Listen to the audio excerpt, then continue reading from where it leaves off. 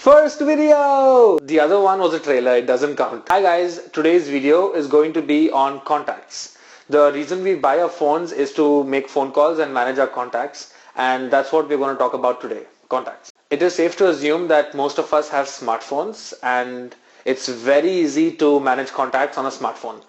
I remember back when I used to have a Nokia Engage and how difficult it was for me to export my contacts from that phone into my Google account. But now almost everyone has smartphones and we are going to talk about Google Contacts for smartphones today. In case any of you have any older phones and are having trouble with that, let me know in the comments below and I'll make a video on that. But today we are going to focus on managing contacts with a Google account on a smartphone. Back to business. You would remember when you turned on your phone for the first time, it would have asked you to create or sign in to an account. If it was an Android phone, it would have asked you to sign in to a Google account, and if it was an iPhone, it would have asked you to sign in to an Apple account. And this is extremely crucial. What account you sign into decides where your contacts will be saved. Back in the day, a Google account or a Gmail account, it's the same thing, used to have one feature only, email. And that's the only service that this account provided. But today, instead of calling it an email address, they call it an account. So my name at gmail.com is more of my account than my Gmail address. It is my Gmail address, but since it has more functionality, it's now called an account. If you don't remember which account you signed into when you installed your phone, don't worry, you can easily check which account it was. You can even change it. So don't worry about that. Let's just stick to using your @Gmail account address. How this works is companies like Google and Apple create an account for you. You choose the username and password and they create a small account for you on their servers. A server is a fancy name for where data is stored. If you create a Google account, your data is stored on Google's servers or Google's storage devices, if you will, and the same for Apple. The contacts feature was more of an evolution than an innovation. I remember back when I opened my Gmail account, it had an address book with a list of all the email addresses with whom I had exchanged emails. This address book later evolved to Google Contacts and it allows me to save multiple information in the same contact. So I assign a contact name, let's say John Smith, and I can add his phone number, his email address, his home address, the company where he works, his Skype address and his birthday, and so on. To give you a little background, what happens when you open a Google account is it creates a storage of 15 GB on Google's servers. They also call this the cloud. And two kinds of data is stored on the cloud. One is your personal data that includes your phone numbers, email addresses, and so on.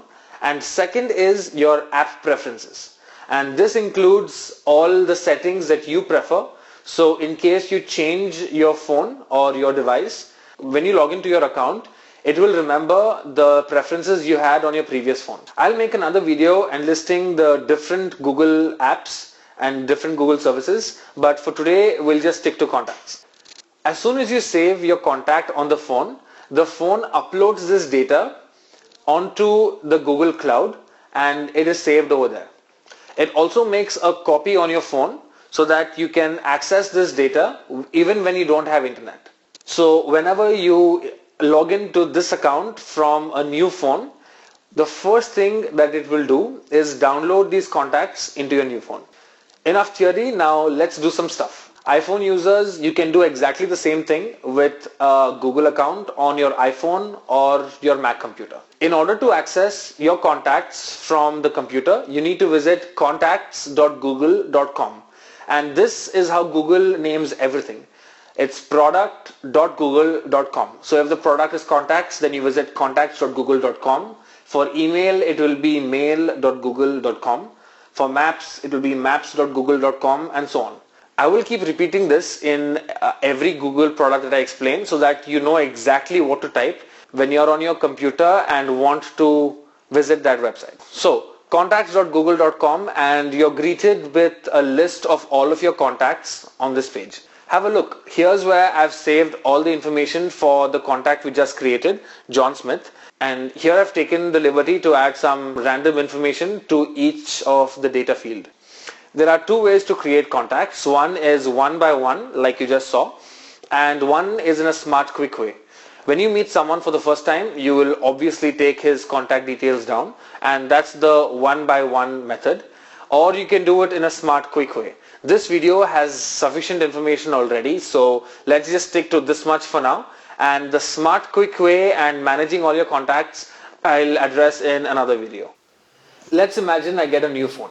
Obviously it will have no contacts in it, but if I just log into my Google account on this phone, yes, even an iPhone, it will automatically download all my contacts from my 15 GB. So remember the right username, remember the password, and connect to the internet often. As simple as that. At first this can sound really complex, but with time you will get used to it, and it's pretty straightforward. That's been it, guys, my video on Google Contacts explained. I hope that was helpful, and in case you have any doubts, feel free to drop a comment. If it can be answered then and there, I will, but if it needs a video, I'll make a video. And as always, keep learning.